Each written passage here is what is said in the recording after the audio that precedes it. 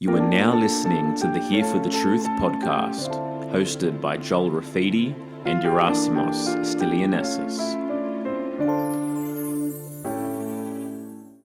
All right, everybody, welcome to episode 42 of Here for the Truth podcast. I'm Joel Rafidi, and as always, I'm with my co-host here, Yerasimos Stilianessis.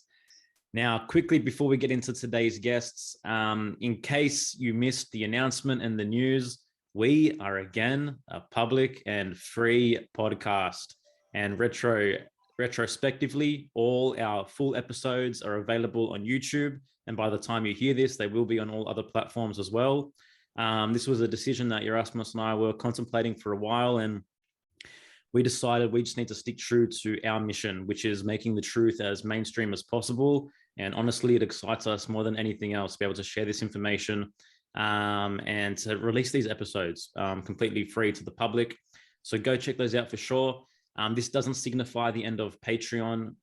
We're working on other benefits for our Patreon community. We'll be getting early access. We'll still be doing our community calls.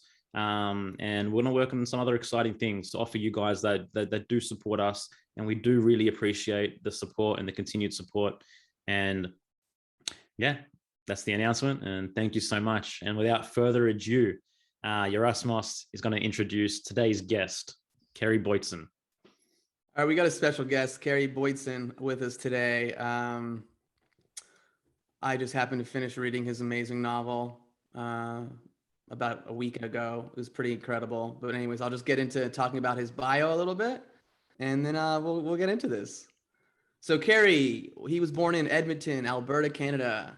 And then he went to Vancouver, British Columbia in 1991, ended up joining the NLP Institute of Canada and received training by the world famous Marilyn Atkinson. Also in Vancouver, he met some ex-bankers who introduced him into becoming a conspiracy analyst. He was trained in Vancouver on how to develop one's intuition so as to channel. And by channeling, communicating with sources of hunches directly. In 2007, he was looking for something interesting to write fiction-wise and was looking for a story world to create. He ran into Michael Tsarion's recorded video about Atlantis and then started investigating more and more and got hooked. He got Michael's Atlantis book, then his Irish Origins book, watched his Oracle series, and joined Michael's Taroscopes Mystery School. Kerry then taught himself how to develop fictional stories and write scenes. Over many years, he ended up with his novel called Descendants of Atlantis that was released on Amazon last year. You can find Kerry and his blog at www.descendantsofatlantis.com. And I will be the first one to say that what a ride this book was. Like, I have not read fiction in a long time. And I just flew through the book. The stories was awesome. The characters were amazing. There was suspense. It was cool and based on alternative historical research. So I think, why don't we just start there? Why don't we start talking about a little bit about what we talked about in the bio here is like, what was it about Michael's work and your journey of exploring all this history that like lit you up and was like, aha, that's what I want to do this on. This is really cool. Well, first, really grateful and appreciative to you both, Joel and Yerasimos, for having me on. It's a blessing to have people interested in the novel, I guess myself as well, kind of hand in hand. Let's see. As the bio suggests, I've had as one of my NLP mentors said, you prefer to catch the ride on the train by jumping head first onto the engine and holding on. And that's pretty much how I do everything. I'm very intense. And with the so-called conspiracy analyst stuff, I had 1996, we were in Cancun. We met David Icke. David Icke started telling us off the record a lot of his adventures of things going on, which one of them included people who had confided in him about seeing reptilians, I had a friend out here. I moved to Kentucky in 1994. There's a friend out here who has seen outside his windows what he called the demons or devil. I just call them, you know, it sounds a lot like a reptilian. I've had my own paranormal experiences where, you know, I was 4 years old, and then later in actually 1991 or 2, I saw the same being again. And I got friends who, a friend of mine, when he was about 12 or 14 or something like that, he and his mother 2 nights in a row saw a gigantic spaceship over top of their houses in Pennsylvania. So then I had a sister who she had seen in Edmonton, Alberta. And you see a lot of things with the sun. As the sun's is setting, its rays are coming obliquely at an angle, and they will show you devices that are designed to hide. So you can't see them straight on. But if you're looking at them, see that what, you know, you look at something peripherally outside of your vision, it'll catch your eye more than will something right directly in your face. And it's the same thing with that. And so she saw the triangular spaceship. The first triangular spaceships we saw on TV were spaceships or ships, like a pie. That was actually in the X-Files. The X-Files whistle blew a whole ton of stuff. Ironically, at the same time when I was in Vancouver, kind of having my, I don't know, welcome to the, you know, taking all sorts of red pills. And so as far as looking, so I was thinking, well, yeah, I could go write nonfiction, but see, I ran into David Icke first, and nothing against it, but then I ran into Michael Tsarion, who was working with Jordan Maxwell and a host of others, and he was involved heavily with psychology. A lot of people say that, well, David Icke's into psychology, but I've actually gone looking for articles, and I don't see any specific articles about psychology, whereas Michael will get into studiers, Freud, Jung, Freud's wife, if I recall, you know, various other people, like a whole litany of researchers.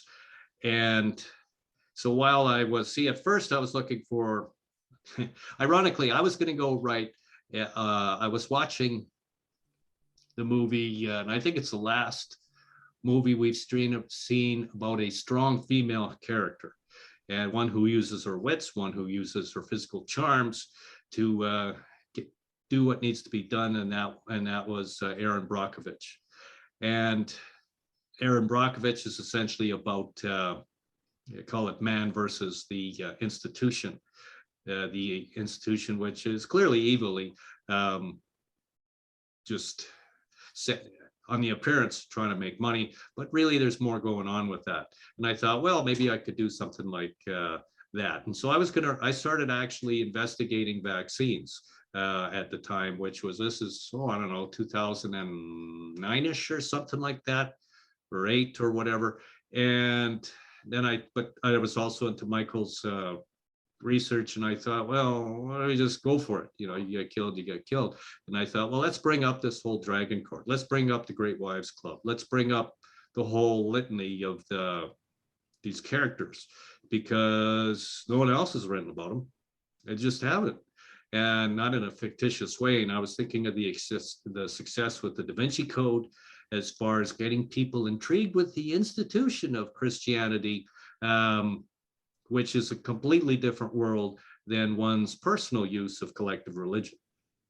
And so I was thinking more and more about this whole Atlantis thing, and then I was thinking, well, they must have died out, but you got these descendants left over. Do you like what they've done with the place? And I'm thinking, yeah, okay, Descendants of Atlantis. I want to have a title that actually, at a glance, explains what it is. Like Lord of the Rings, it's really a metaphor for a ring being an organization, and the Lord lording over, manipulating such organizations. These organizations are ancient cults, and which Tolkien was talking about the same thing. And so I thought, okay, well, let's rock and roll with that. And then that took me into, it's one thing to read, even my novel. It's one thing to read my novel with the intent just to enjoy it. It's another thing to read it with the intent to explain it to someone else. Also, you got to be focused. You got to be making notes because you might, at least to yourself, be going, well, what do you mean by the all of the tunnels? Where do these tunnels come from? And all of the things that he's got in the novel. There's tunnels, there's aliens, there's Mach speed, Mach 3 trains. Did he really dream all that stuff up? Did Jules Verne really dream up the submarine? Wrong answer, Sparky. So no, no, and no. And so I kept adding as much as I could into this novel, which would hopefully compel someone to go, maybe he's crazy, but let's go and see what all that is. The names of these characters. Who is that? Meritot and Netheria. Skoda, everybody heard that. In Canada, Scotiabank. Scotland? No, it couldn't be, could it? No one would really in plain sight be hiding one of the main daughters of Akhenaten, who interestingly, who was it? Oh yeah, Freud. Freud was warned by his colleagues, don't go write that book. Which book? Oh, the one that Moses and, was it Moses and Akhenaten? No. It was Moses. Yeah, but it's not the title of the novel. I'm not sure the title name. This is what I want to get into. Actually, yeah. Pardon? This is what I'm interested in. So I'm not familiar with Michael's work on Atlantis, and perhaps the listeners wouldn't be either. So what I'm curious in is what's the actual historical foundation for the book in terms of Atlantis itself, from the most basic level. What is the story of Atlantis, and from the perspective of the historical side of things, not necessarily your book, the premise of the book. Historically, the Atlantis or the Nephilim, those are the same race. Okay. That came from the sky, the visitors from the sky. They're known by other names, angels, and so it appears that we have strange races. In fact, so the foundation ultimately is that we have Homo sapien, Cro-Magnon man, for example, just kind of came out of nowhere. And depending upon the dates given for the anthropological skeletal remains of, say, Cro-Magnon man, that's so many thousands of years ago. And it just appeared, just poof, like somebody threw them out of the airplane. And there they are. And whereas it doesn't jive or sync up with anything, you've got archaeological evidence of anthropological beings that all of a sudden appear out of nowhere. You have geographical changes in the earth where you have, say, the Rocky Mountains very quickly were formed. I think at the peaks of some of these newer mountain ranges, you have the fossil remains, well, now they're fossil, of marine life that's there. It's like, okay, used to be marine, now it's not. It's just do the math. How did that happen? You have mythology, which is the officials have decided you've got official history, and then if it's anything older, it's mythology because we said so. And well, yeah, but the mythologists, or all those spoken stories, they all across the world speak about a serpent race. Doesn't mean that they're reptilian, but serpent was wise, and they're all over the place, and they seem to have the dates seem to be about the same. The ancient India Vedas have their written text, which go and correspond with actual changes in the stars that they would go and see from the view of the horizon. And they could tell using their math of the that kind of astrogeometry, I suppose we call it, that the Earth's tilt on its axis has changed. that lines up with what appears to be atomic in the fossil in the geological strata. There's atomic residue which shows that there was a big atomic war of some sort, which goes along with the big mythologies and the religious texts, which are nothing more than talking about the old mythologies. And it becomes one big whoop-de-doo of there was a war. And when was this war? This war appears to have ended about 10,000 BC. And about the same time when it ends is when they've gone and messed around with the dates, but about the time it ends is when these so-called ice ages seem to be hovering around. And it's like nothing to see here. We got ice ages, which lasted forever. But then a lot of scientists actually question that. And so it's very intriguing. All of a sudden, there was these Nephilim, they show up, and the stories are that they were making, building. I think that was actually in the original Old Testament or something like that, races. And so that sounds a lot like making things in a lab, genome research, whatever you want to call it. And hypothetically, the reason is because they didn't bring any females with them, so they couldn't make their own kind. They tried to make their own kind, but they were much taller and bigger than the earthlings that were there at the time, and so they burst out of their bodies, destroyed the mother upon birth, and so then they started making races. That when you combine it all with the collage, that's what it points at. So the naysayers, they typically go with, well, I don't believe it, so that's my out. I'm opting out because I don't believe it. So you're saying that these Nephilim Atlanteans that through genetic manipulation created more humanoid, human-like, and also is there like a secondary race like the reptilians? Are they both descendants of these Nephilim? Yes. You know how in Lord of the Rings you had where Tolkien wrote about they're making all these different races, such as Minotaur, all that sort of thing, and we got that the orcs and stuff. Yeah, we got that beyond Tolkien as well. In fact, Neanderthal and Bigfoot, they're the same thing. You start research, you want to go on a wild ride, you start looking at Bigfoot, of which last I looked into it, there were 50,000 tracks.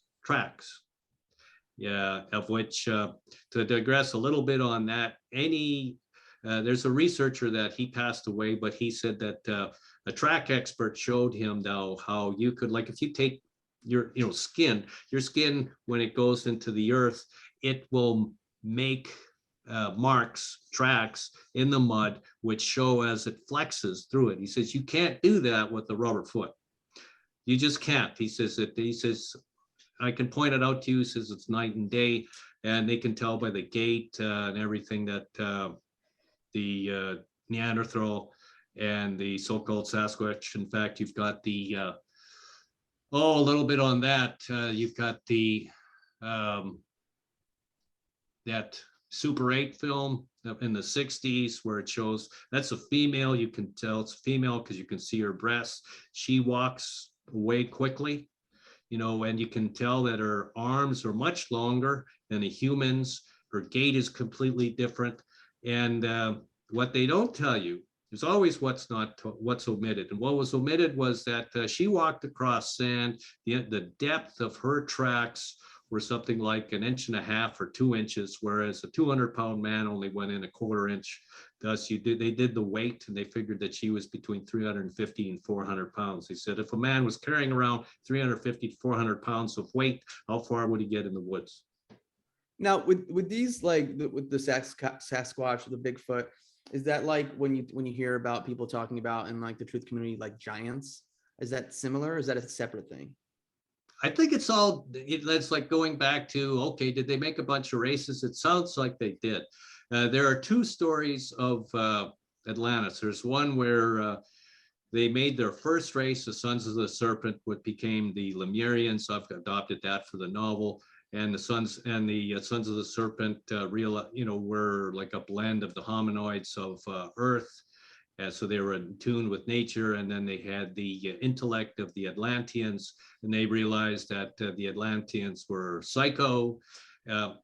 Ironically, and this has been hinted at by Gene Roddenberry with the Vulcans. The Vulcans are purely logic, and if you've met anybody who is purely logical, they're very cold. They might play chess like a bandit, but they're very cold, and they will end your life without a moment's thought if it's logical. And so getting back, kind of like Joel. It's kind of like Joel. there we go. Yeah. So multiple races. So the story goes with that version is that the sons of the serpent, then they took off. Yeah, the Atlanteans didn't see that coming. They took a bunch of their hardware with them. They waited like 200 years. Supposedly they lived 750 years, and they took off to Oceania, which is in the Pacific Ocean, Atlantis or Appalachia. That continent was in the Atlantic Ocean. The northern part of it was actually the British Isles, which is why when they say go look west, in fact, the words to the song of Stairway to Heaven is talking about the West, and that's west of Ireland. Ireland is RE land, and the RE is the Lemurians. So they made another race. This was called the Adamic race. The Adamic race was deliberately dumbed down, made smaller.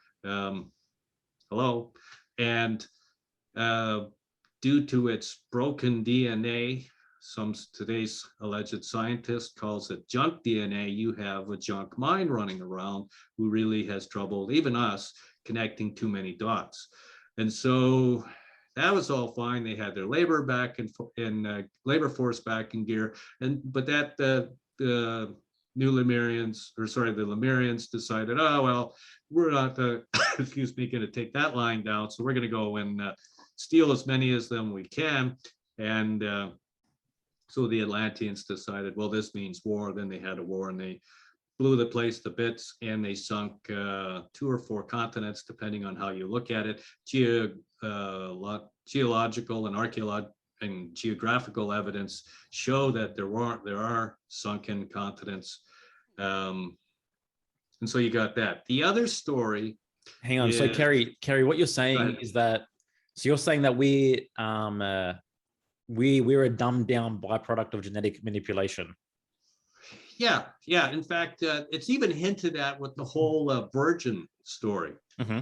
Jesus was born of a virgin, really. So she didn't have sex, but magically she gave birth. Okay. Or Mary is an organization, and Mary gave birth without sex, meaning out of the lab comes a race. And I've been told, well, that's pretty crazy. I don't know if I can go with that kind of story. Oh, so you're going to stick with the way in a manger story then? Yeah. Well, pick your story. Well, also, if I look around the world and what's going on today, it sure seems like there's a dumbed down race. I mean, Yeah, I mean, there's astrotheological explanations for the virgin story as well, which wouldn't entail the genetic manipulation side. But I mean, I'm open to it, man. I'm not closing it off by any means. We hear of Anunnaki as well in this picture. Does this fall into the Nephilim category as well? I think Anunnaki and Nephilim are the same. Yeah. There's various names. Yep. Visitors from the sky. It's just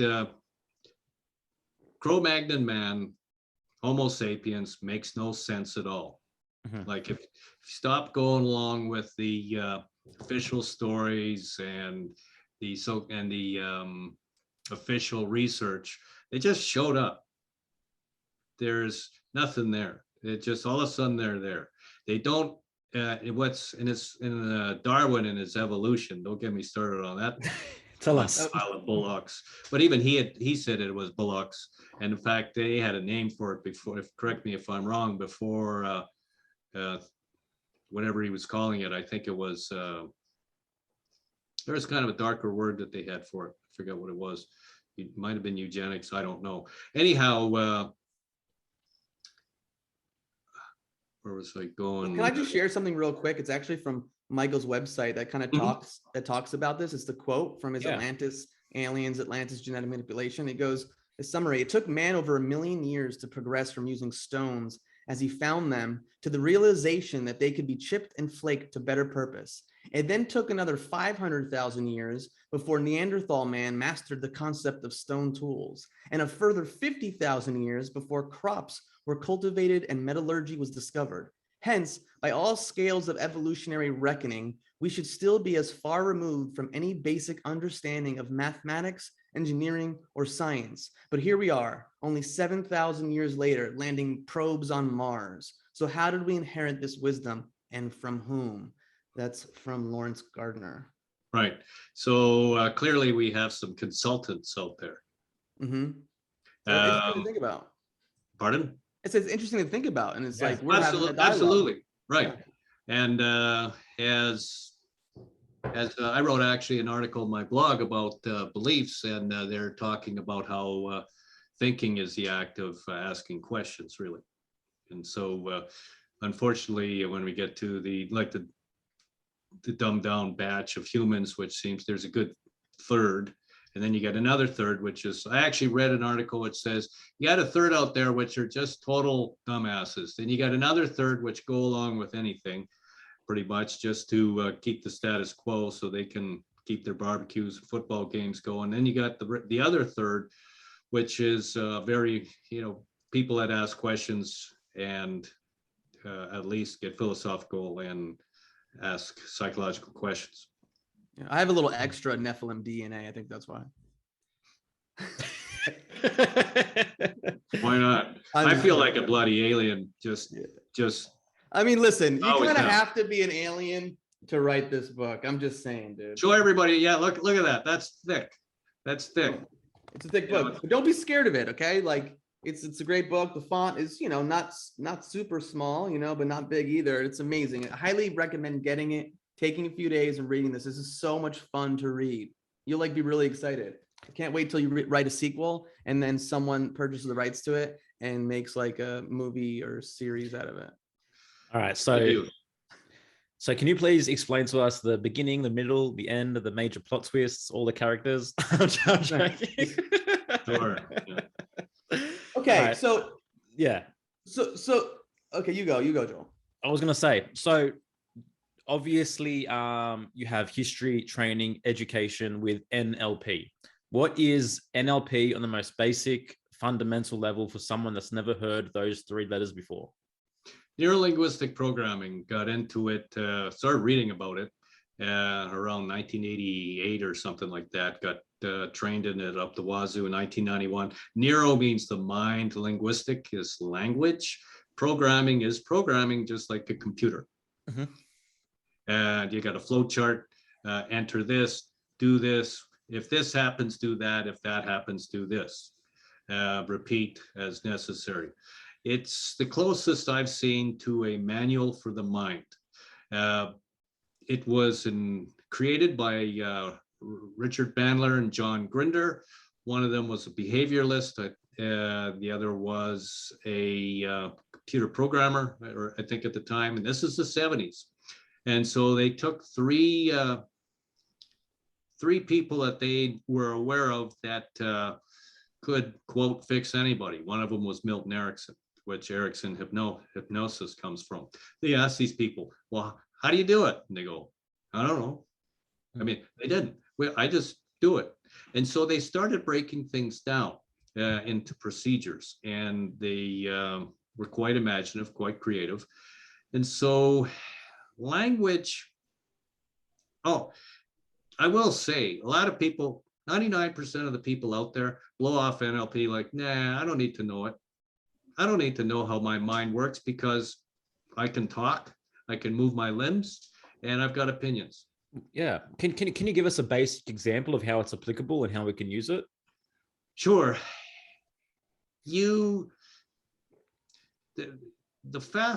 of the areas where it's not really NLP, but court of law, at least before it became so corrupt. You had to go and you would have, during a lawsuit, so to speak, you would have the attorneys and eventually the judge, maybe a jury, they would use whatever you said, you made claims of, it would be analyzed as in what would a reasonable and rational thinking person think about what you had to say. They also, they use dictionaries. They have legal dictionaries with the legal system. Black's Law Dictionary for one. There's some older ones.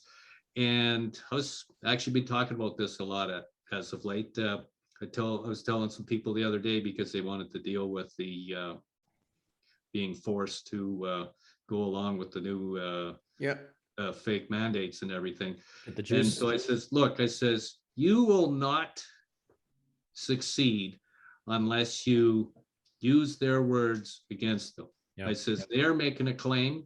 You have to deconstruct the claim and break down the word. So what NLP does in a nutshell is, and there's a lot to it, more than just words. There's behavior, there's touch, there's different types of, they get into the senses.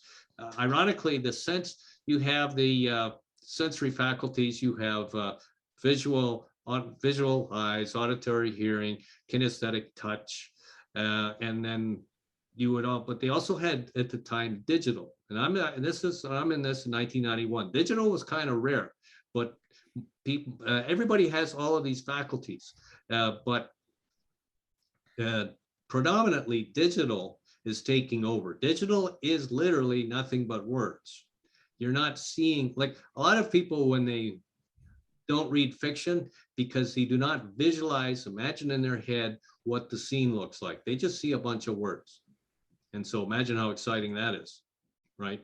Mm-hmm. And so with NLP, you attack the claim, like what I am blogging about is using NLP to attack the claim that somebody says to see what is there. NLP starts off with, if you can put it in a wheelbarrow, an elephant can go in a wheelbarrow, a whale can go in a wheelbarrow, even a very large wheelbarrow, because it's something that exists. If it is not something that exists, then it's something that is done, a verb, or you turn it into a verb. Sometimes you have a lot of words out there which are nothing. So then you got to go break it down.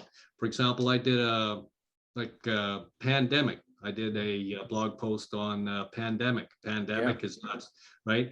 And ultimately, so I broke, and I don't just use the legal dictionaries and regular dictionaries. I'll look at the etymology, the origin of words. And so pan is all.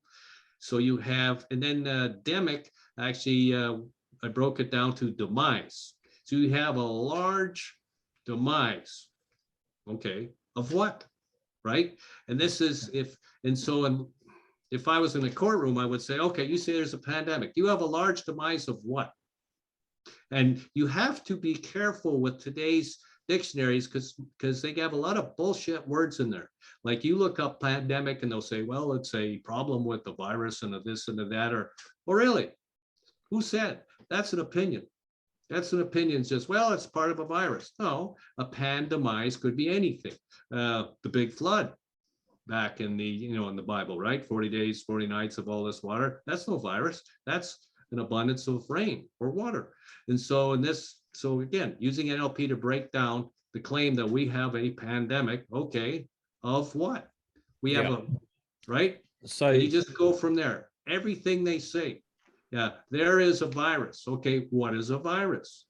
Yeah, so basically, they're trying to co-opt these words and attach them and create stories and narratives which the words don't in fact entail. So by using the language in its literal sense, then we can begin to deconstruct what programming has been attached to the words in conversation. Is that what I'm gathering in a sense? Exactly, yes. Let's just call it the 1% is into NLP 1 billion%. Yeah. I am not exaggerating. The 99% are basically not into it at all. And that is pathetic because they are shooting you full of magical words, and most people just aren't interested. In fact, I've got comrades who goes, oh yeah, they're using mind control. Okay, can you use details? Like what kind of, it's like, and then you just hear noises, right? It's just, no, you can't do that. You can't deal with the noises. You can't jump ahead to, well, we got to vote in our politician to this and that and everything. Just no. In fact, I've got some friends that are very good at this in the legal department, and they constantly go and deal with the words right off the bat. You never know what you're going to run into in that sort of sense. I hear about NLP in the coaching world too. Like, isn't like Tony Robbins or those type of people use that, but then maybe use that to, I don't know. Like, I feel like it can also be used like the 1% does to influence our thinking and get you to buy things and get you to do things. Is that correct? Oh, sure. Well, yeah, Madison Avenue advertising, it's been into that forever. And as soon as when NLP was created, they just got a big woody on that. Tony Robbins, Anthony Robbins, he was like the leading public face of that. And as Tony said, when he didn't succeed all the time, but when he was on TV, he did succeed when, somebody came in with, they said they were afraid of snakes. He would work with them on the snakes. Then they bring in a boa constrictor or something like that. And Tony says he's got to work on his issues with snakes right before he does that. So yes, that is all going on. And it's like people say, well, you got to have an open mind. Okay, let's be specific. How are you opening your mind? And the answer is with questions. See, I just says, how do you open your mind? That's a question. You have to use different types of questions. For example, most people go with why. Why'd that happen? What do you want me to do? What'd you do that for? They're very limited with their questions. One of the first questions that caught my eye when I was being trained with NLP was, how do you know? Think about it. How do you know? There's a pandemic. How do you know? Yeah. Well, because Apache said so. It's just, well, okay, well, let's just pretend this is way back when you first heard about it. Well, it's like, in fact, the way I was, when I heard that there was this pandemic, something like that, I was just, well, how do you know? And I'm hearing a bunch of stuff, and I'm like, okay, there's something. I expect to see taxi car drivers and bus drivers and people and the pilots, cracking up, vomiting, and crashing their vehicles. Crickets, right? Okay, not going with it. Imagine the collective just heeded the question, how do I know what I claim to know? Like, I think this this would really solve a lot of the incredible haze that we find ourselves in. Yes, I actually wrote a blog post on, well, several. One of you guys remember the first Matrix movie or the first Matrix movie? Yep. Yeah, of course. So I did a blog post on it, simulation and simulacracy, and they were whistleblowing to you. This was not the Wachowski brothers writing as far as for that scene. Somebody else was just giving it away, and they're pretty much saying the Matrix is you living in your head of beliefs. Because Neo is he's asleep, and there's music going on, and the computer monitor starts talking to him, and you got to look at everything. Every character in there, including the computer, is representative of an organization. Excuse me. And so Neo represents an organization. Anyhow, so he's there and he's asleep, and it's just yada yada yada. Wake up. Or he says something like, follow the white rabbit. The white rabbit goes back to Atlantean times as far as symbolism goes. And I forget what it means, but I do remember that. And it wasn't like evil or anything. It just is. Yeah, well, I mean, Alice in Wonderland as well, I guess. Oh, yeah. Yep, yeah. Sure. Yep. Neo goes, he hears a knocking on the door. And what is the door? right? Everything's coded in this scene. The door is a path from one group to another group. He goes and he opens the door a crack and he looks and he goes, oh, it's you guys. Goes and closes the door. He goes to his bookshelf. A bookshelf is what? Knowledge. He goes and he pulls out a book. The book is Simulation and Simulacra. Why wouldn't I look that up? Was that a real book? It is. And the guy who wrote it says that we are fast as a society losing touch with our ability to perceive reality because we just live in our heads of beliefs. And beliefs and reality are not the same thing. And so he goes and opens up the book. The book and the movie is carved out. It's hollowed out. So when you have a hollow figure, you have a straw man. It's not a real thing, right? So the knowledge, and he's pulling out digital information. So the written word is gone, right? Puts it back on the shelf. The Neo organization is flat out telling whoever's watching this can decode this, that you are now going to get your information digitally. Okay. They're also telling you that, well, I'll leave that alone. So then he goes, opens up the door. Come on. You can't do that. What are they also telling us? Well, yeah, let's just go into breaking down the Matrix. No. I'm going to leave it for. I got something actually much deeper that we can get into. Okay, cool. Later on. Yeah, I just actually been thinking about the last few days, and my thinking process is pretty crazy. So he goes and opens up the door, and he hands the guys the tapes, and he says, "I was never here." So what's the organization? These are basically the Masonic secret cults. I do not exist to what? The group he's handing it to is the public. Okay. Yep. The public is not aware of the Neo group. They are hidden. I was never here. And guy goes and takes it. Oh, thank you. You're my savior. Got it? Mm-hmm. You're my own personal Jesus Christ. That's what the guy said it. They're flat out knocking you right there, saying that the hidden groups, we wrote all that up. Yeah, I know. Gonna lose some more friends with, oh, he's so bad. He keeps knocking religion. I'm not saying don't be spiritual. I'm not saying being a good person. I'm saying, figure it out. It's just. I hear you. I hear you as well. I'm on completely the same page. It blows my mind how, particularly in the truth community as well, people can claim to be truth seekers and claim to be for the truth, then all of a sudden get stuck at religion and get stuck in these belief systems and stuck at the dogma. It's like, what are we after? Are we after liberation? Liberate your mind from all of it. It's like, why? What's causing that? Yeah. So with the scene, so the guy goes and takes it, and then they yik yak a little bit, and then they talk him into coming with him. But then there's a woman that's there. The woman's got the white rabbit on her shoulder. She is, she is the female Illuminati. She is the Great Royal Wives Club, of which Nefertiti was a member. Nefertiti was the handler of Akhenaten.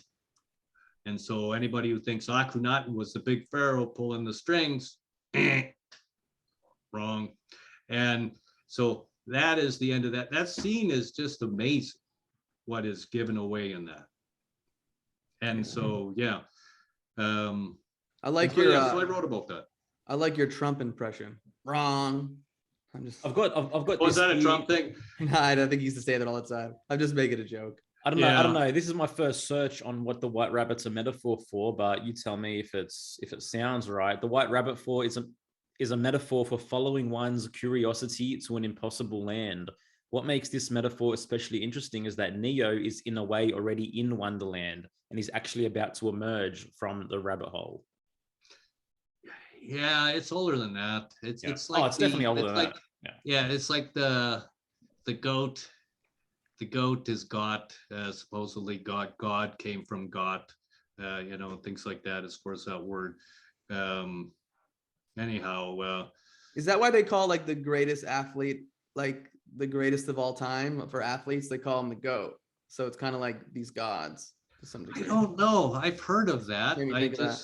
And then you have goat as Baphomet. There's a link there as well. Baphomet, who could shape change into a humanoid. That was interesting. Interesting. Yeah. And I mean Baphomet I mean, Baphomet is such a polarizing symbol and figure, because at the same time, Baphomet is simply the sigil of the mystery school tradition, right? Baphomet means is to bathe in wisdom. If you break down the etymology of Baph and Mitos, it's to bathe in wisdom. But then as well, this is being co-opted as satanic and all the rest of it, transgender, because it represents the masculine and the feminine. But people get so scared of the symbols because we don't know the symbols, we don't understand them. So they're used to manipulate us. But if we could develop our symbolic literacy and understand these symbols and use them for our own benefit and to enhance our own knowledge, then yeah. As crazy as I appear and sound, I'm actually very pragmatic. And NLP is actually a very pragmatic tool. It's like, okay, let's break down the words. So like say gender. You have this hierarchy of in their NLP model, I forget what it is, but a hierarchy where at the very top it's spirit, and then below that is the identity, and the identity is you know, who you think you are, whatever it is, not your role, but you know, who you see yourself as, stuff like that. But as far as getting into say sex, you've got male and female. But when you have a drag queen is a role.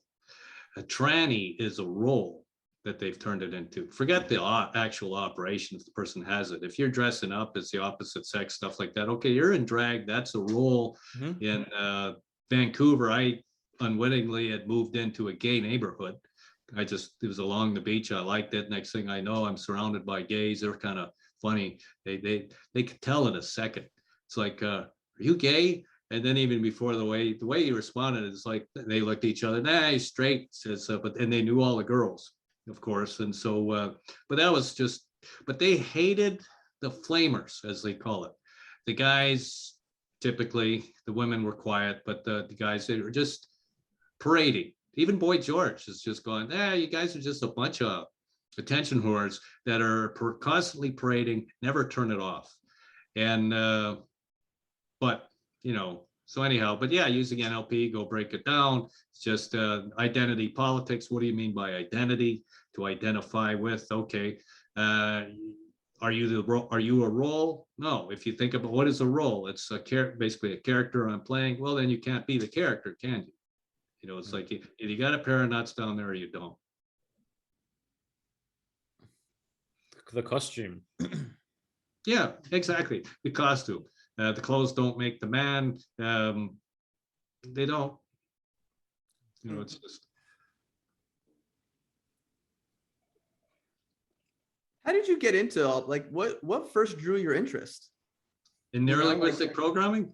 Well, NLP, but even just like, I kind of just want to hear, like, not briefly, because I know you're a storyteller, but like, what was like your childhood like? What was that like that led you on this path? And I'm different. I just am. I'm different. I've always been different. As far as it's like my wife's father said, I've never met anyone ask so many questions. I've got that so much. I've had so many people say, you're so deep. You know, it's just, a lot of people think that I think I'm the smartest guy in the room. No, I think I'm one of the most aware people in the room. I have a super high level of awareness, not just, and I've been tested. It's not only logical, you know, on the left brain side, but also the right brain side. Extremely intuitive, almost psychic. And I suppose, and so, yeah, I just questioned things from day one. Grew up in Canada. I started reading before I was, I don't know, around 2 years old or something like that. I got 2 older sisters. They decided, well, let's play school. So, you know, start teaching me the alphabet, things like that. So I started reading books. And a lot of people, I don't believe it. Nobody could, you know, read that early. Yeah. And so, but I would question things. I remember when I saw the money, and you got this queen on the back of the money, and it was Queen Elizabeth. And I says, well, who's that? Well, that's the queen. I don't know Canada had a queen. Well, it doesn't. well, what's she doing on the money? It's our money. I didn't quite say it that way, but it's our money. Well, we're part of this commonwealth. And, it's just, and then you're hearing the adults, and it's just, it's a story. It's just, you don't really quite put it together, but part of you is just going, it's like one of them fables or something. And it's just not adding up. Then there was Christianity. So then we go to church, and we were at the, we were Anglican, but we were never diehards. But so we go show up this little church. It's a little church. I don't know, maybe 6 rows of pews, 10 rows of pews, stuff like that. Not like out here, which is, in the north part of the Bible Belt. They make it industry. And so I'm there, and we're reading this, I could already read. And so these guys are yakking about whatever, probably doing the sermon or something. I'm reading this book, and it says something, yada, yada, yada, for I am a jealous God, and there shall be no other gods than me. And I'm thinking, I said to my mom, and I'm looking up at her because, she's tall. And I said, isn't that against the rules? And she chuckles, and she says, why don't we go ask the minister? That's what the priest was called, was a minister. And so, okay. And so, so I'm like 4 years old or something like that, 4 or 5 or whatever.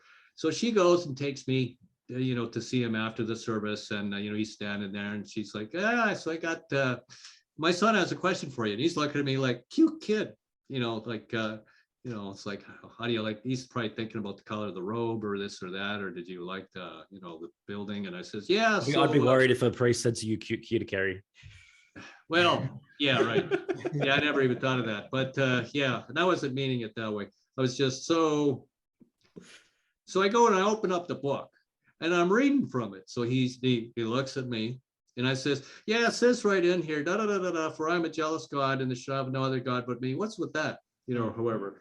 And he looks at me, he looks at my mom, go like, is this for real? And she just grins, kind of like, see what I got to deal with. And he goes, well, and then he just da da da da da, and I just closed the book, and I thought, yeah, it's all bullshit. That's incredible. I'm calling bullshit on the whole. That's incredible. Thing. But like that's kind of you applying NLP That's without me. even knowing what NLP was at 4 years old. No, like, it's just I had intuitive sense. The guy he didn't even. I mean, it's his own thing. He doesn't know how to answer it. He's defending God. Yeah. Oh, I got to go and break the rules because I'm God. I'm the big kahuna, and I can do whatever I want, and you guys can't. And I'm thinking. And of course, the world's a mess. I could tell that already from my little vantage spot. The parents weren't happy. They were having fights. We were poor. And so if we're poor and the world is so great, and we got this God looking out for everybody, and yet we're handing money on this plate, money that we didn't have, and I'm just, So yeah, I've always been at school. Oh yeah, I was. So I heard of the school thing, right? And so I didn't go to kindergarten because you got to be kidding me. It's just, so I'm already, my dad was teaching us math. So I was already learning to write and to print. Math, I could read books, out loud as well. And then I go to grade 1, and I'm figuring, okay, the school thing's going to be great. We're going to go and see, this is how all the adults, this is what I'm thinking. All the adults work together, and we're going to, I didn't even know what overview was, but they would go and say, okay, all your adults are all working together, and they're all making sure that we got cars and clothes and food, and we make the roads, and there's paint and electricity, and all this other stuff. I was expecting something like that. Instead, I get class, and half the kids are feral and clueless, and then the teacher, I could tell, really didn't know anything. Start over the first week asking the odd question, is kind of looking at you like, you're asking questions? A little kid. And she was my aunt also. Oh, they hate questions. Yeah, not only was she a teacher, she was my aunt. Okay. And so, yeah, and I was just, I remember coming home, telling my mom but you know what, my greatest fear was realizing that the adults didn't know any more than the kids. Yeah. So that was me long before NLP. And then I would ask questions throughout school. And I was honestly for me, school was a waste of time. Absolutely, it's a waste of time. I mean, we go and get our minds molded for approximately 15,000 hours by the time we're finished by these systems, these indoctrination systems, people that we often don't even know, by strangers to our parents, right? Like the fact that this has become so normal within our society as the means of raising a child, it is the biggest psyop, and it's probably the foundation for the mess that we find ourselves in more than anything else, right? All we're taught is how to obey, how to comply, how to put all our real innate passions and desires and self-directed learning to the side for what someone else tells us is good for us. And I mean, you talk about the basis of the psychological mess that we find ourselves in. Man, look at school. That's where it starts. Yeah, it just kind of blows my mind again that, like, I'm not a parent, but if I was, that you just drop your kids off to this place for 8 hours. And very often you have no idea what they're even being taught. Yeah. Right. But again, it's just this cycle because their parents did it to them. And so this is what we do. Because if we don't do that, what does that mean? What are the alternatives? What else is there? Yeah, exactly. You know? But and then it's the fear of the unknown. And the fear of the unknown means, oh, I've got to think for myself. I've got to be responsible for myself. And no one can do that. We can't have that, right? So we fall into the trap of, yes, whatever you say, whatever you fill it with is the path that I'm going to take. Right. And fear of the unknown. Let's analyze that a little bit. Sure. Ultimately, it's can one admit that and actually state, I don't know, right? So in school, they ask, well, what is the answer to da da da da da, right? And who do they punish? Those who don't know. So nobody wants to say, I don't know. Wow. Right? Remember, there's the details that you're being taught in school, but they're really concerned about what you're learning through context. There's an authority. You will not question authority. You will swallow it hook, line, and sinker. You will not, you will be afraid to say, I don't know. Yeah. Which is real pain in the butt. And say, I work in IT, and you got people, you run into these people, they got to have an answer for everything. Excuse me. And most people are bringing out that stuff out of the belief hat. Let me, grab a belief and just, it's like that because it's like asking for directions. And yeah, that's right. And that's why we have an epidemic of people that are pretending that they know right now. Repeaters. Right, exactly. Yeah. Yeah. It just, and I can't, it's like amongst my own gang, hardly anybody's read my novel. Mm-hmm. I don't know why. I just, I know that. Yeah, but it's wonderful that you did. But it's not so much as you read the novel. It's that, I wrote that thing because there's enough philosophical arguments in there that if we just lived like that, this world would be completely different. If we invest, the novel covers thematically, say, a monster on both sides. What is it like to be monstrous or monstrous? And is a monster really monstrous because it looks like a monster or because it behaves like a monster? Emphasis on the behavior. Yeah. Truth is in the behavior. Oh yeah, that's another thing that I learned through NLP was that,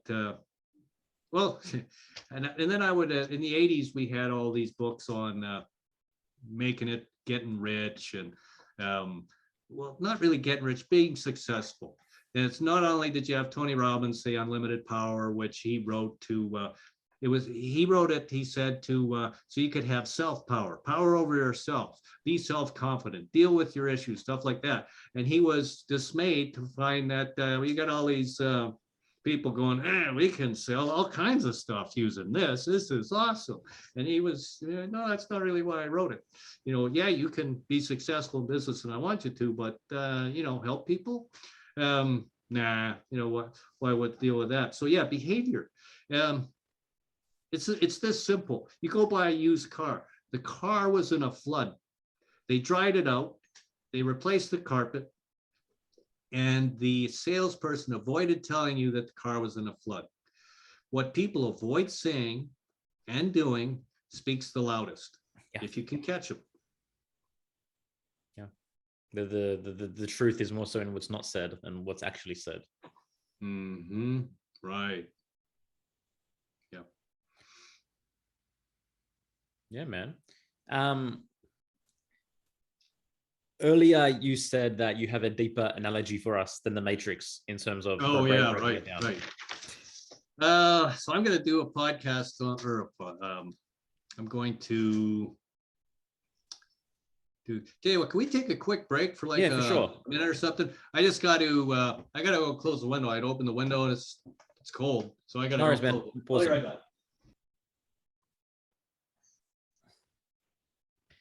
All right, cool.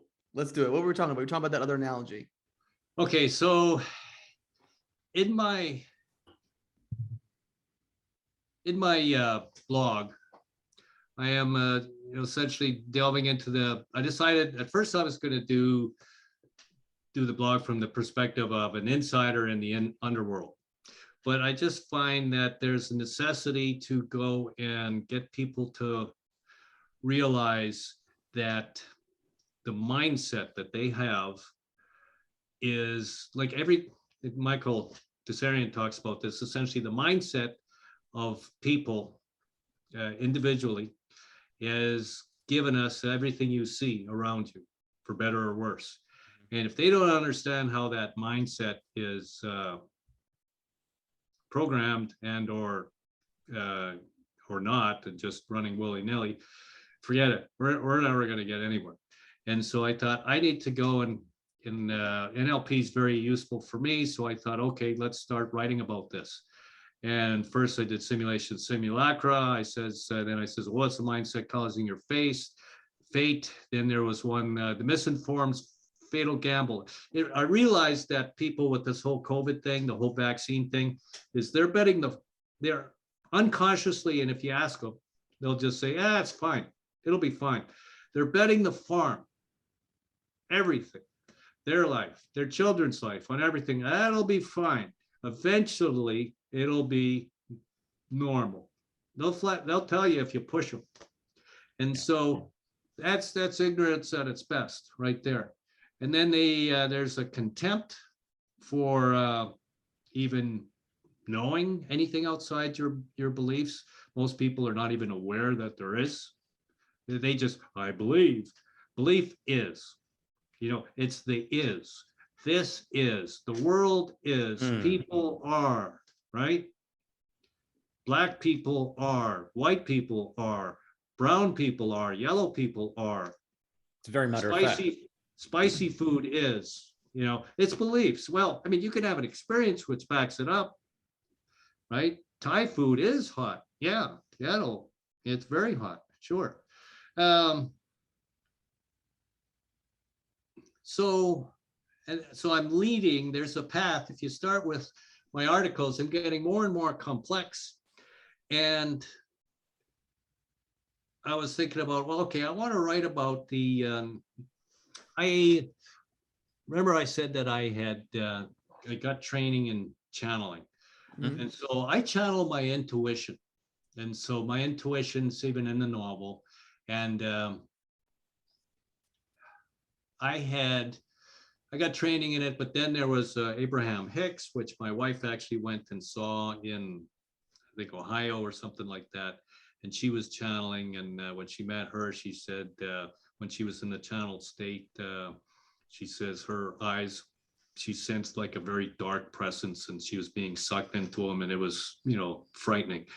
And there's video footage now of her channeling and then recommending the vaccine from Abraham. Of course. Yeah. Yeah. Yeah. That's a shock. Yeah. So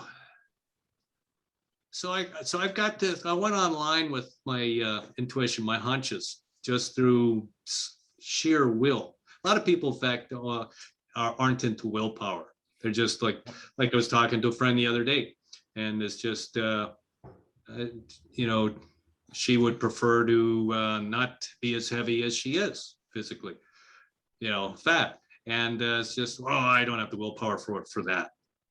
I says, well, you got to start, you got to build your willpower, just like you got to go in the gym. And it's just, I can't or won't, right? We're back to the words. And I remember that in NLP, change the words until it gets you moving.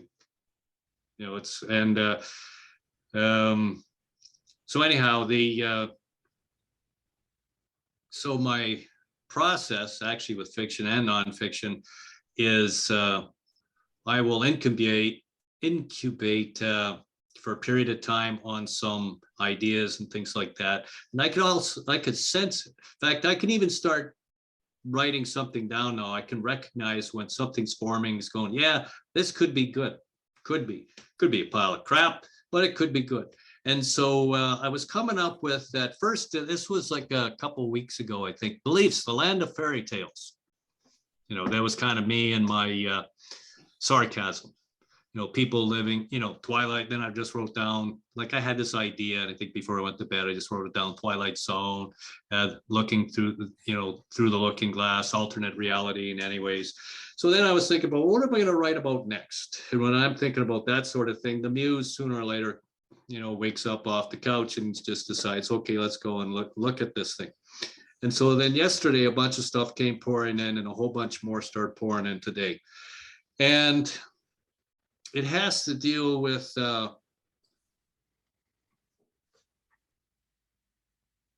seeing. It's a bunch of things, and this won't be eloquent, but essentially for a lot of people, seeing is believing. If they see it, then it's real, right? Okay, so let's look at our, so we're going to compare nature to so-called civilization, because both are real. But one of them's sustainable, actually self-sustainable, and the other isn't. Nature is. For example, if you have an untouched, nobody's fooled with it, mountain range, and within it are a bunch of rivers and lakes and flora and fauna. I don't know if you guys, they even have documentaries on dirt, how complex dirt is. Dirt has little critters in it, and bacteria and worms and bugs, and it just grows from there. And everything eats and feeds off everything else. And it has to rejuvenate itself. And the weather has to support it. The proper weather, not the geoengineered weather, which is actually harming and destroying things. It's ruining the system. Nature is very systemic. It is not at all this bogus, anyways, it's systemic. And so there's a system that's there. Okay. And it's a complete system. Whereas I've got a potted plant, and the potted plant is the human's version of nature. I scoop out some dirt and I put it in a pot, and I put the plant in there. Okay. That's from nature, but what is now required? I need an external source of light. Okay, the sun, sure, okay. And, hang it in front of the window or something like that. External source of water. Maybe an external source of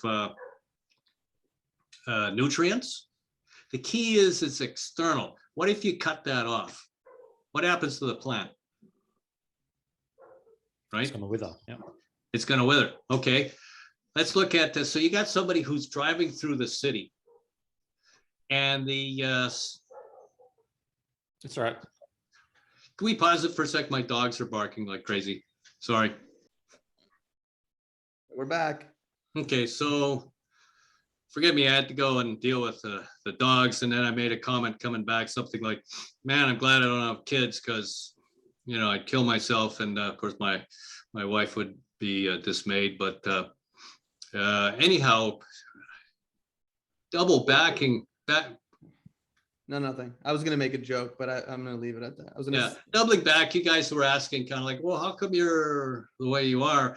And my parents got divorced, and I could see that I was the youngest of three kids, and the parents were not getting along. And now that I know what I know, the problem is that the enthrallment weared off. A lot of people, this is where you get into, say, using NLP and love. Or if you go look up Eric Fromm, Fromm, he goes and he actually wrote a book about the art of loving. And he goes and breaks love up into 4 distinct qualities. And I actually get into that a little bit with the novel, and I think one of the scenes. And love is something you do. It's not something you have. And but when you meet someone and everyone's fluttering, it's like, oh, and this and that, they can do no wrong or whatever it is. You are enthralled, but eventually every relationship becomes like the new car. The new car is no longer new and shiny. And then, and we all got issues. Everybody got issues. All 3 of us got issues. And, the kind of issue I'm saying that people would want to, smother you with a pillow for. Those kind of issues, right? So you got to go and deal with them, have that sort of stuff and be flexible. I don't think my mother was. And so anyhow. Well, it's interesting because I know that you're a member of Michael Tsarion's mystery school as well. I'm not sure how well you've made the connections in terms of the astrological side, but your house 4 is ruled by Scorpio. House 4 being the mother, being the root, being the family tree. So with Scorpio there, it's expected that you're going to have quite a chaotic and intense upbringing. But just simply based on that. Yeah. Iris was born April 4th. That was my mother. Yeah. So I didn't want to duplicate that. As far as I was concerned, I was just parents got divorced. The whole family went to hell, so to speak, and. It took me a good 10, 15 years to wrap my head around that. And anyhow. I think at the end of the day, it's like we're on our individual journey, and some of us make the choice to create a family and other of us, we don't, for whatever the reason. It's not like we can't paint everyone with the same brush. Everyone has to do this journey. Everyone has to follow this path. And so that's part of it, Right. And you have given birth to this. Right. Yeah. Go ahead. I was just going to say, I'm just thinking about it even deeper astrologically, because I know your chart based on the taroscopic system, you've got Virgo in house 2. House 2 is how we make our money. Virgo is the writer, right? Literally. So there's never any coincidences in any of this. And the way that the basis and the premise of using the astrological insight is that we realize that we all have our unique karma, which is given to us based on our upbringing, being the root of the tree, which is house 4 and the midheaven, house 10, which is the mom and the dad. And the way our life unfolds is usually born out of whatever that experience was on some level. You know what I mean? So where we're lacking in some areas, we're given in other areas. And this is applicable to all different chart designs. Yeah. I'd be interested in talking to you further about that. You can go to joelrafidi.com and you can book a reading. Thanks for the I might do that. Yeah. As you can tell, I like to, be comic relief sometimes. Yeah. But, so back to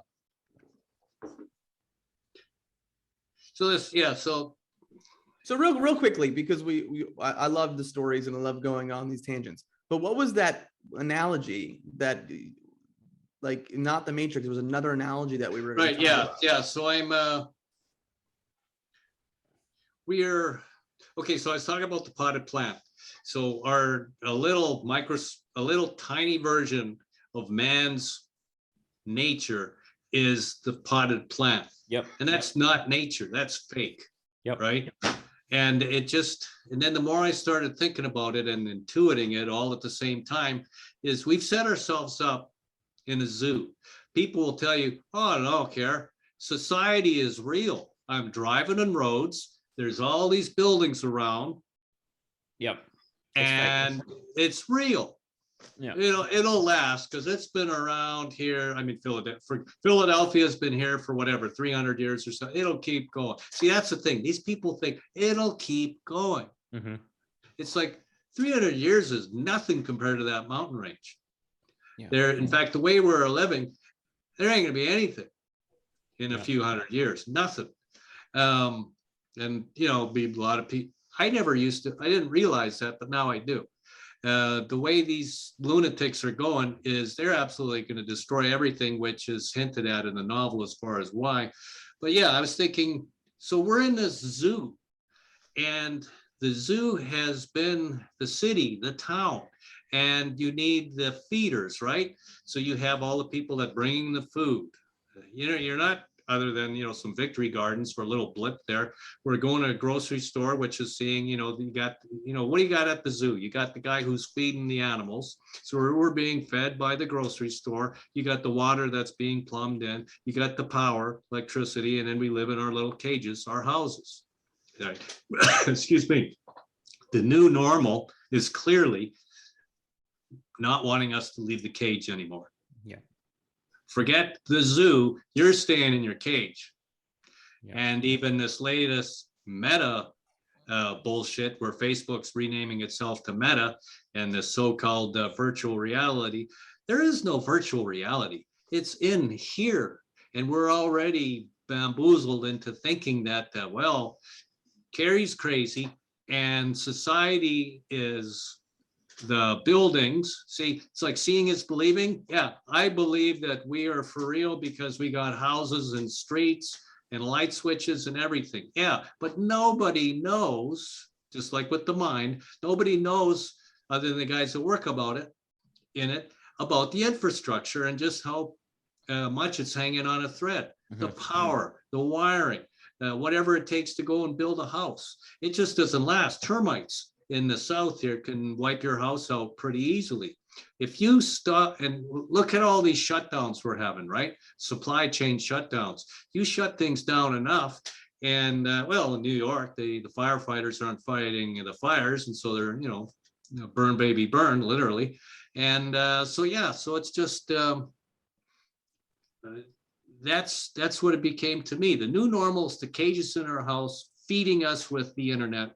And I hear you, man. Yeah. And there's no doubt from even the overarching perspective that the entire premise is to co-opt nature and to give us a pseudo reality, right? As a pseudo cage, a pseudo zoo, whatever it might be. And the problem is we become so attached to this illusion. And what happens when your foundation is illusion? Well, what's everything that you're going to build entail? How sustainable is that going to be when the foundation is this reality is going to last forever? I mean, there's so much psychological implications just exploring that issue. Well, look at the quality of customer service that you get anymore. Yeah, it's just you get people who overall they don't care, they can't connect the dots. They talk to someone else, and you never talk to the same person. It's just it's ludicrous. They can't follow along, and this whole Luda. Let's just call it like it is. The like with geoengineering itself, which again people want to pretend it doesn't exist, but all the streaks in the skies. I mean, they're just going overboard over Lexington, Kentucky lately. It's just insane. Never seen it so much. And geoengineeringwatch.org, Dane Wellington, I don't know if you guys are familiar with that, geoengineeringwatch.org. Yep. So Dane started up that because he was living in Northern California in his James Bond fortress, and he was in the solar industry, and he was losing power. And so he started replacing parts, and then realized, hey, these guys are spraying in the sky and they're blocking the sun. Well, it's not only that, but they're destroying the ozone layer, and so now you're getting way too much of this ultraviolet waves in, which are burning the bark. They're observing it's burning the bark. Scientists are observing this. Of course, it's censored, and so in other words, the whole theory of, well, we're going to lower the population, and then a few of us who live left over in nirvana. No, they're not. It's just they're not. The biggest hypocrisy in all of this is that they want to protect you from is that where I was going with that? Never mind. Never mind enough. I did have something. It slipped. All right. Well, anyways, Kerry, any last words you have for our audience that you want to share about, like, solutions too? How do you think people should be? I know it's an individual question, but what are your thoughts on that? People What's your inspiration and your wisdom for our Here for the Truth audience, besides buy your book? Oh, that's where I was going. Sorry. They're saying climate crisis is the problem of overpopulation, right? We've got an overpopulation problem, but at the same time, they're trying to keep you safe with these shots, right? They keep you safe from everything. But like, it's so hypocritical between their climate crisis game and they keep you safe with the vaccine game. Right. That's where I was going, but yeah. Sorry. I suppose in answer to Yerasimos, your comment is, if you don't know how your mind works, then you will be a puppet for someone else. Even if you are strong-willed and it's just, I ain't taking shit from no one and I'm gonna just go and do whatever it is I want to do, you'll still be fooled. It's like, I know I have friends with a lot of people as of late who were into the local politicians out here and thinking like the Rand Pauls and the Ron Pauls, and they got seduced by these guys, and no, Rand has told me everything all about him by what he refused to do, him and his father, with 9/11, 2 jets, 3 buildings crumbled to dust. Both of them are allergic to architects and engineers for 911.org or com or whatever it is. Yeah, they never made a big stink about it. The politician out here say, oh, well, that's because he's worried about dying. Well, then you're in the wrong line of work.